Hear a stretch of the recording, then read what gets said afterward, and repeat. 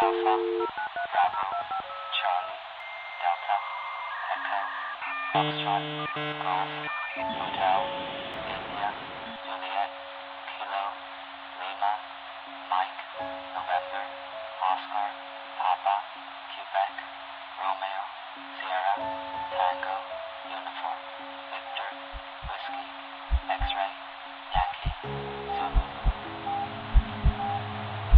1, 1, 2, 2, 3, 4, 5, 6, 7, 8, 8, 9, 0. Did you find what you were looking for? I hope so.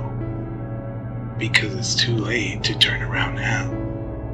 You've unearthed the archives. I'm going to find. I'm going to get. I'm going to tell you. Don't touch that dial now. You've stumbled upon the mind of nightmares, and you're listening to the Static Archives, where you'll find stories beyond belief that were locked away in the mind's vault.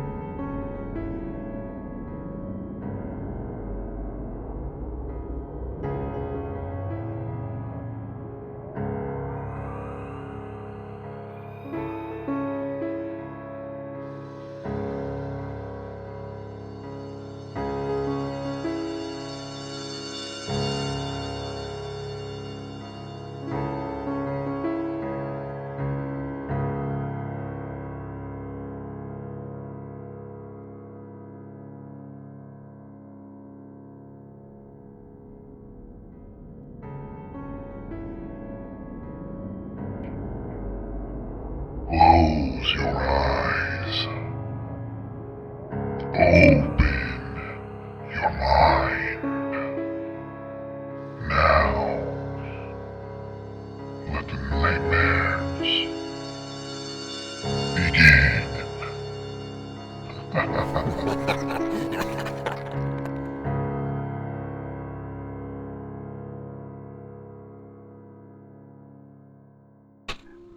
The Mothman Dossier, Point Pleasant, 1992. The tip came folded into a grease-stained menu, the kind you find left on a counter long after the coffee's gone cold. No signature, only slanted handwriting so tight it nearly cut the paper. If you want to know about the sightings, It read. come to Harris Steakhouse Diner. Ask for Jane. Don't bring anyone else. I've been to Point Pleasant before. Once, years ago, to consult on a dock worker plagued by whispers in the water. He swore voices rose with the tide, names he'd never spoken aloud, secrets of men already drowned. That case ended as most do, with questions heavy as stones and answers light enough to be carried off into the wind. Now I was back, following another whisper. Point Pleasant is a riverside town whose bones were carved by tragedy. People here still carry the shape of December 15, 1967 in their eyes, the day the Silver Bridge collapsed and took 46 lives into the water. Ask them what they remember, and they'll talk about traffic, headlights backed up, holiday packages tucked into back seats. But what they feel, what they refuse to say aloud, is that something vast and watching stood over their shoulders before steel gave away. This town doesn't forget, even when it pretends to. The paint peels, the sidewalks crack, and in the shadows between lampposts, grief lingers in humidity. Harris's Diner sits on Main Street like a relic nailed onto the ground. Plaid red, chrome trim dulled with decades, bricks blackened by exhaust. Inside, red vinyl patched with duct tape holds a memory of every customer since 1968.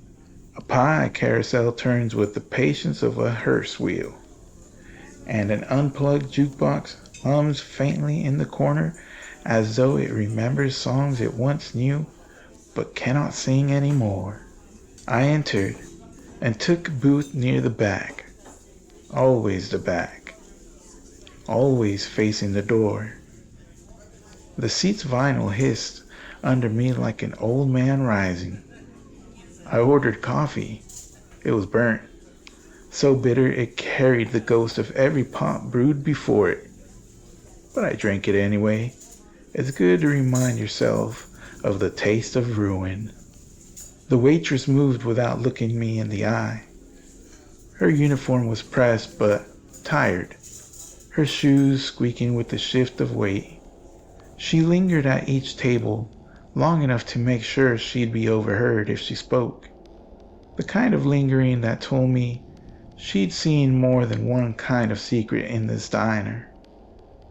I waited. 20 minutes. 20 minutes of neon reflection trembling across rain-slick glass. 20 minutes of forks scraping, cups clinking, the jukebox humming its phantom hymn. She entered. Late 30s. Hair pulled into a loose braid. Eyes that worked like dice in a gambler's hand. They never stopped moving, always calculating risk. She didn't come straight to me, sat 2 booths away, half turned, watching me from behind a menu she never opened. Her fingers shredded a napkin into pale threads. She looked at the door 3 times in as many minutes, then at the window, as though expecting the rain itself to rearrange into a shape. She had the air of someone who'd lived too long with a truth no one else wanted. I didn't move, didn't beckon. Frightened people run when you press. So I let her study me, let her watch the way I kept my hands visible on the table, let her see that my coffee cup was empty and that I'd been patient long before she entered. 10 minutes later, I stood, walked to the restroom, then returned. This time, I slid into the opposite side of my booth, leaving her the wall. People who are hunted like walls. They like knowing nothing can watch their back but paint and plaster. She took her time, pretended to check her bag, adjusted her braid, stood halfway before sitting again. Finally, with a glance toward the door and another toward the man in the far corner booth, the one pretending to read a newspaper he hadn't turned in 15 minutes, she made her decision. Her shoes whispered across the tile. She slid into my booth like someone stepping into cold water. Sudden, sharp, committed. She didn't put her hands on the table, kept them below. Fingers laced so tightly the knuckles showed white. Her eyes moved past me, past the window, past everything, searching the edges of the diner as though the walls themselves might be listening. When she finally spoke, her voice was lower than I expected. Not timid, careful. The way a person speaks when the wrong word can summon something into the room. My parents saw it first. And just like that, the archive opened another page. It was autumn 1965. My parents were driving home from Gallipolis. Dad worked a long shift. Mom sat with her gloves folded in her lap. The heater rattled. The Ford smelled like cigarettes and leather. The night was clear, crisp enough that you could see the stars. But the inside of the car felt warm, wrapped in the glow of the dashboard.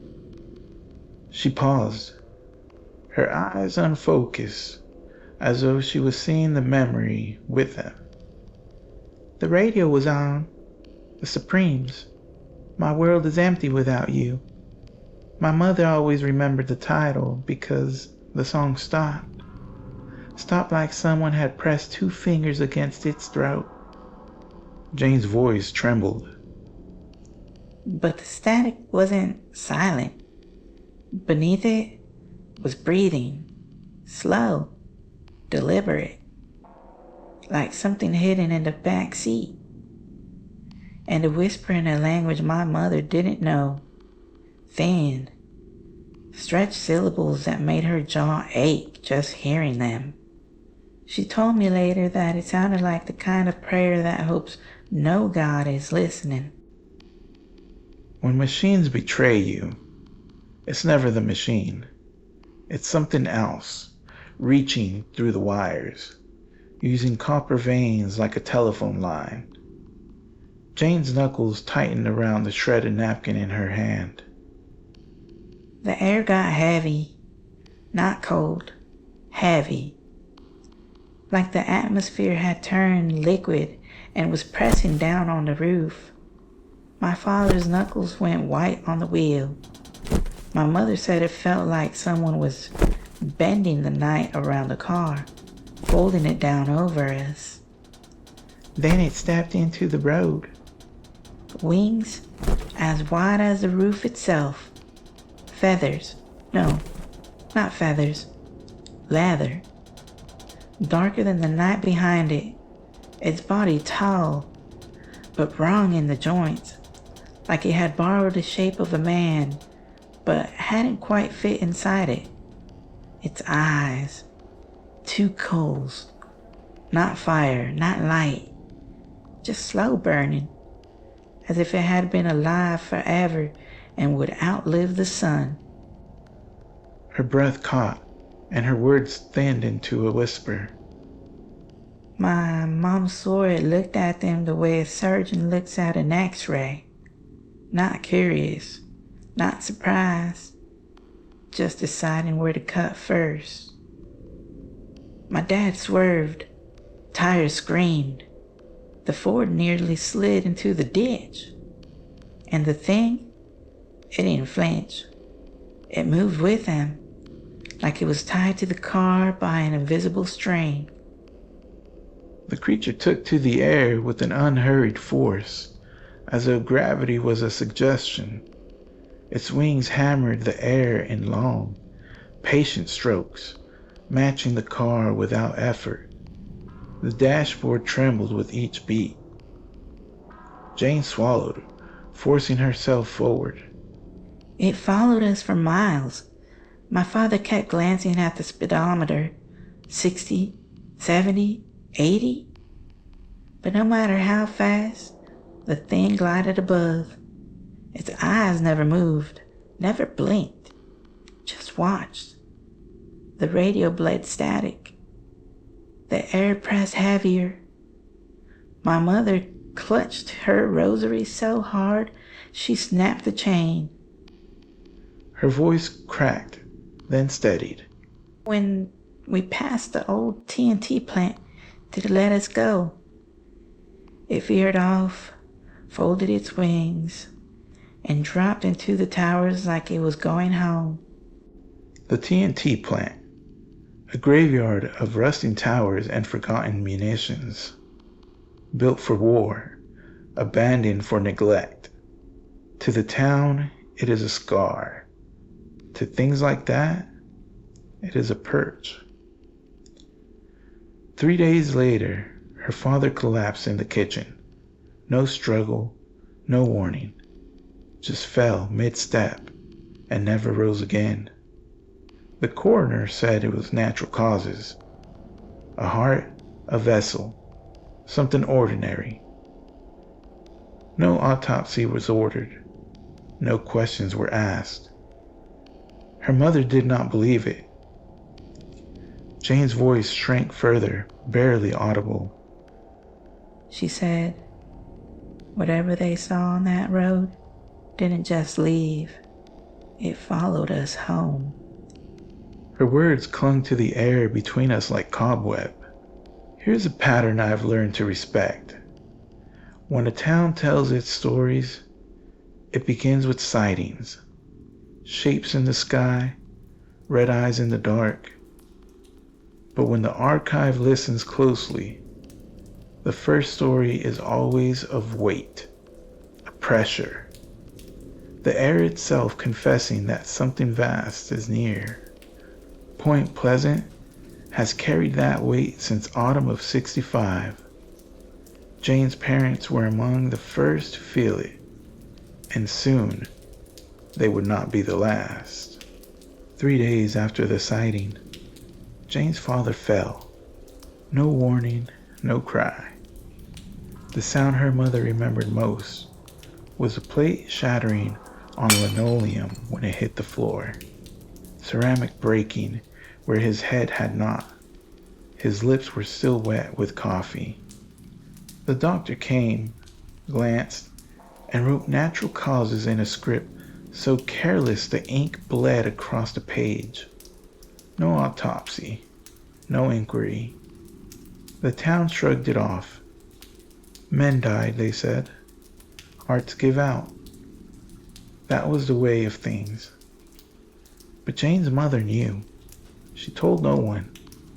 Not even her daughter, but she knew. Jane's voice quivered in the diner, though her eyes remained fixed on the window. She said, the thing didn't just leave. It followed us home. She swore she heard the wings in the rafters at night. Not beating, just folding, unfolding, like something settling in for a long stay. She swallowed. Her napkin, already shredded, tore into a final strand between her hands. And then the man came. A black sedan, shiny, too shiny for its age, as though the rain avoided touching it. Its engine purred with the smoothness of a machine that was not quite mechanical. 2 men stepped out, suits black as oil, hats shadowing pale faces. Jane said their eyes looked polished, not wet, not alive, just polished, like stones on a riverbed. They knocked once. Her mother answered. They didn't introduce themselves. They didn't show badges. They asked questions about what she saw, about what my father saw before he died. They wanted to know if she had told anyone. She said their movements were wrong, too stiff. When one sat down, it was like he was remembering how knees bend. When the other held his glass, he pinched it between fingers like it was a specimen, not something you'd drink from. Her voice sank lower. She didn't tell them everything. She never mentioned the breathing on the radio. She never told them about the eyes. But one of them, when she described the wings, he interrupted her. He said a word. Quiet, like a curse. She lifted her eyes, finally meeting mine across the booth. He called it Mothman. Names have weight. They bind. They invite repetition. And repetition is its own summoning. Jane leaned forward now, both hands flat on the table, as though steadying herself against a tremor only she could feel. They told her to keep quiet, that no one would believe her. They said accidents happen to people who ask too many questions. And when they left, the silence they left behind was worse than their voices. Her mother did keep quiet, but not the way they intended. She didn't just bury the story. She buried herself in preparation. She taught Jane how to disappear in plain sight. Change your route every day. Vary your shadow. Never let your reflection betray you. She taught her daughter how to listen to footsteps behind glass, how to leave by a door no one else noticed. They stockpiled food, buried cash in jars at the edge of the woods, kept bags packed under beds with clothes, maps, and knives. They never trusted the same neighbors twice. Survival, to them, was invisibility, and Jane's childhood became a rehearsal for vanishing. Jane's eyes were glassy when she spoke again. She didn't tell me the worst part until years later. She said the men had asked her about something else, not just the creature with wings. They asked about a man who smiles. Her breath trembled. She didn't understand, not then, but weeks after Dad died, she saw him. He was standing in the tree line at dusk, too tall, his skin pale, his mouth stretched too far, too many teeth all lined up too neat. He didn't move, didn't speak, just smiled. Smiled until she turned away, smiled until she ran inside. Her hands clenched tight now, knuckles pale. She said she felt it, the way he memorized her, like he was saving her face for later. She fell silent, and for a moment, the diner's hum filled the space.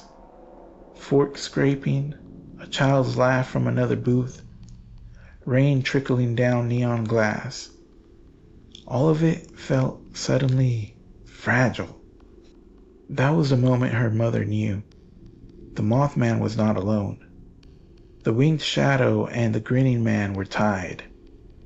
Two faces of the same visitation. A herald and a witness. A predator and its smile.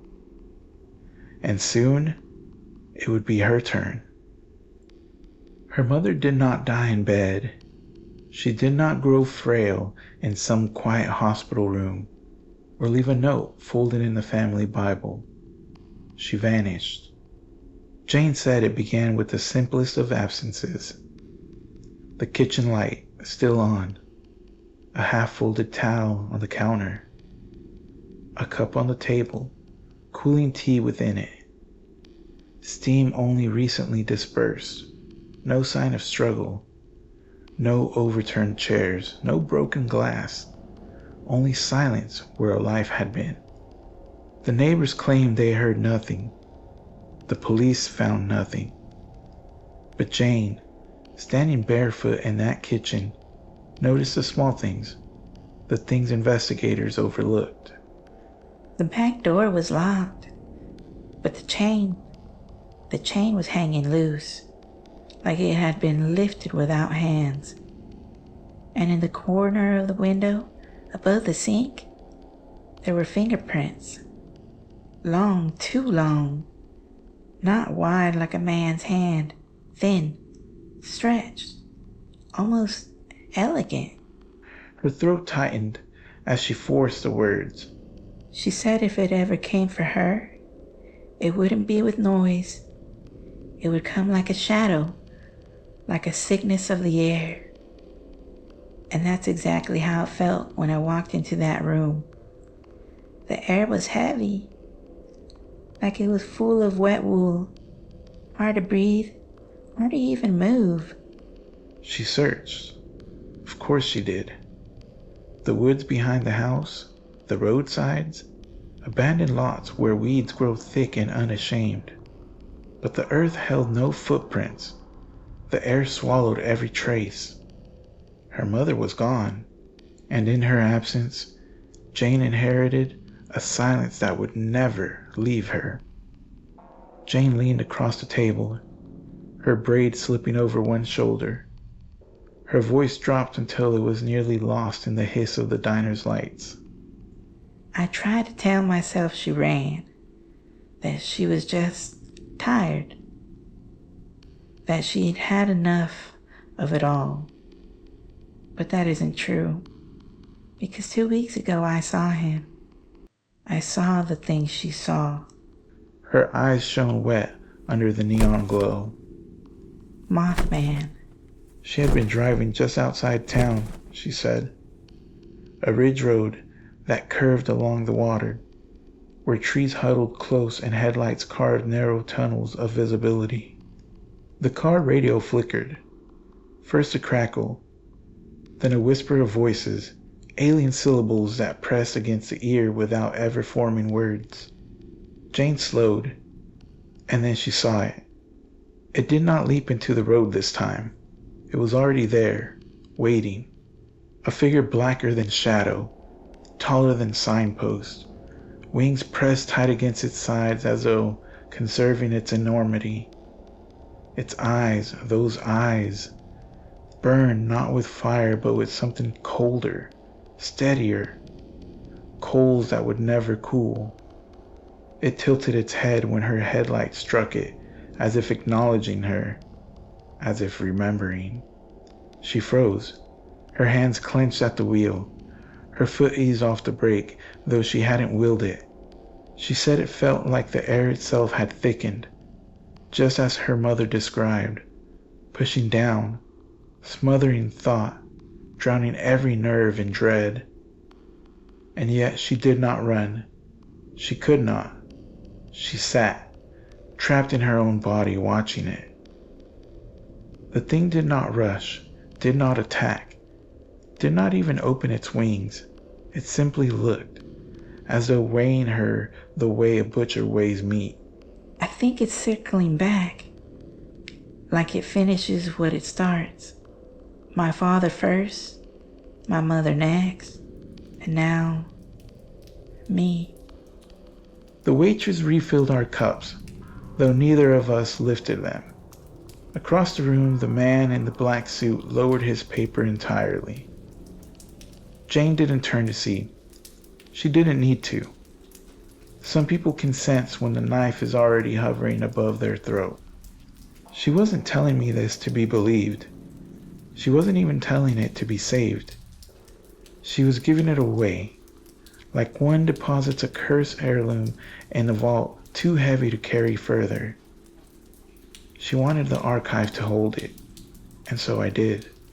Her story ended not with the plea, but with the certainty that the Mothman does not forget, that the Grinning Man does not forgive, that the men in black do not protect, but only observe, and that some bloodlines are chosen, unwilling vessels for visitations that do not end until the last voice is silenced. She left without finishing her coffee, without looking at me again. And as she did, the man in the black suit folded his paper, paid for nothing, and followed her into the rain. Archival entry, Point Pleasant Phenomena, September 3rd, 1992. Witness, Jane. Redacted surname. Report delivered voluntarily, with intent to preserve rather than to protect. Subject claims intergenerational encounters with entity class, Mothman. Red-eyed, winged humanoid, known to manifest before disasters or unexplained deaths. Documented height, 6 to 7 feet. Wingspan, in excess of 10 feet. Effects, oppressive atmospheric pressure, static interference, temporary paralysis, or dread-induced immobility. Entity class: Grinning man. Humanoid, pale skin, distorted mouth perpetually fixed in a smile. Noted for silent observation, non-pursuant presence, and association with death or disappearance. Temporal geographic overlap with Mothman reports. Agents: men in black. Human-seeming figures in black suits, behaviorally inconsistent with ordinary human customs. Documented in pursuit of witness. Primary tactic: intimidation into silence. Vehicle: black sedans, immaculate condition, model year inconsistent with chronology. Jane's account bears hallmarks consistent with prior testimony from Point Pleasant, Clendenin, and Elizabeth. But there is something singular here, something heavier.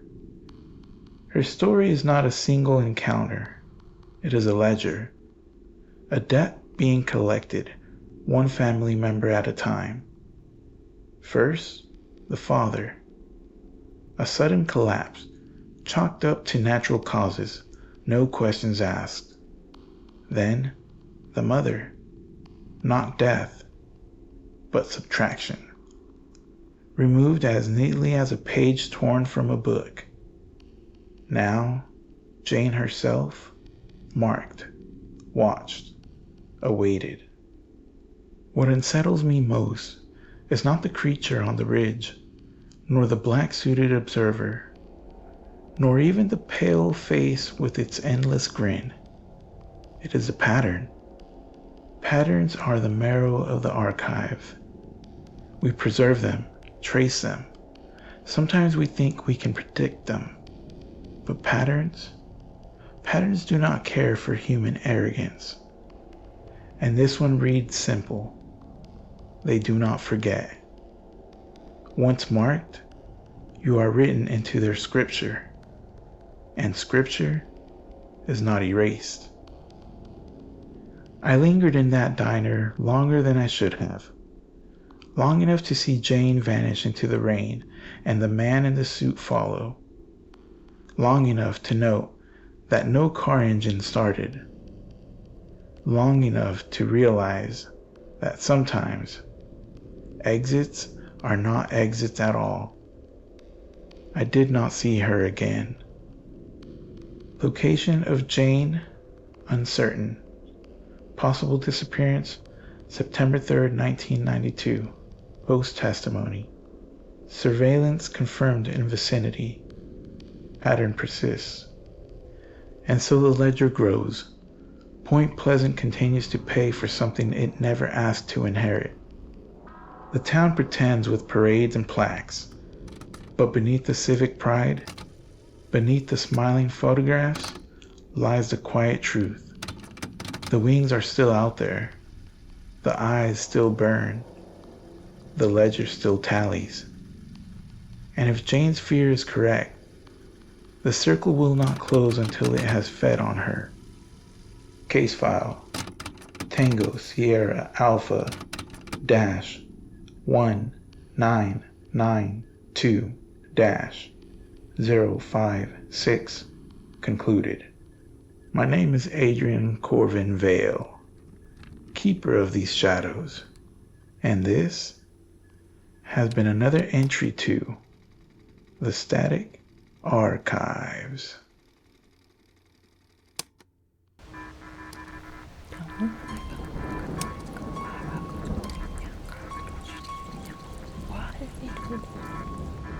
If this story stirs something in you, you're not alone. I invoke you to join the sound. The seekers of unraveling nightmarish dread. Your only expectation now is to return. Return for another session with the Mind of Nightmares. You've been listening. That makes you a seeker. But don't stop there. Embrace the darkness. The one gnawing at the edges of your mind, crawling down your spine, whispering to you from the static. You feel it, don't you? In the pit of your stomach, that truth, that pull. You're one of us. So become more than a listener. Become a member of the Society of Unraveling Nightmarish Dread by subscribing, liking, and following the Mind of Nightmares across all realms. YouTube, Spotify, TikTok, Instagram, and now, for those of you who have fully embraced the nightmare, who hear the mind not as a voice, but as a command, feed the mind. Feed it your fears, feed it your stories, feed it by sharing the signal. Inject our frequency into the veins of their stream. That's how you rise. That's how you become a sentinel, a guard of the mind, a leader in the dark, a sentinel of unraveling nightmarish dread. This is the Mind of Nightmares, and we are S.O.U.N.D.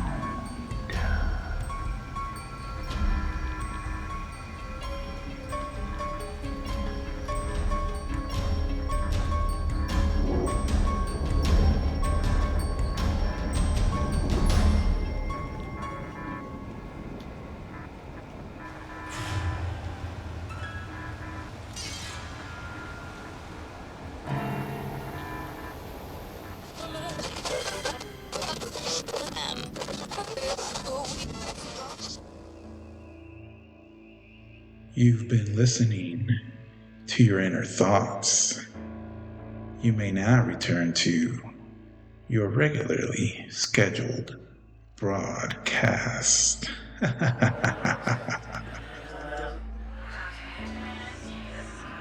Hey, wake up. You look like you were trapped in a crazy dream. Or maybe more like a heavy...